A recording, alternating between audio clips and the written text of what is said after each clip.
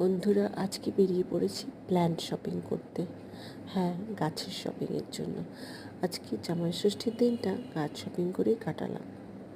চলে এসেছি পাটুলিতে গাছ নেওয়ার জন্য। বন্ধুরা, যখন খুব বেশি পরিমাণে গাছ নেওয়ার থাকবে তখন আমি দেখেছি শহরের বাইরের নার্সারিগুলোই ভালো।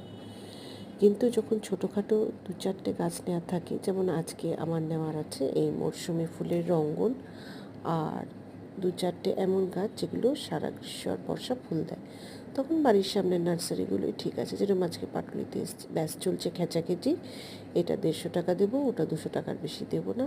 যেরকম বাঙালিদের দরাদরি না করলে আমাদের হজমই হবে না, এই করে চলছে। বন্ধুরা, সবসময় গাছ কেনার আগে দেখে নেবেন আপনি কোন সিজনের গাছ কিনছেন।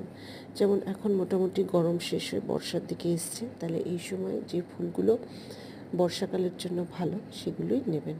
আমি সবসময় চেষ্টা করি এমন গাছ নিতে যেটা 12 মাস ফুল দেয়। ব্যাস, এবার আমাদের গাড়িটা ছিল একটু দূরে, সেখানে গাছ তোলা হলো। এই গাছটা আবার ডিকিতে ধরছে না, সামনে নেওয়া হলো। আর আমার বর গজগজ করে বেড়াচ্ছে, ওর বেশিরভাগ পরিমাণ টাকাই আমি গাছ কিনে শেষ করে ফেললাম। যাই হোক, ফাইনালি আমাদের শপিং কমপ্লিট, চললাম বাড়ির দিকে।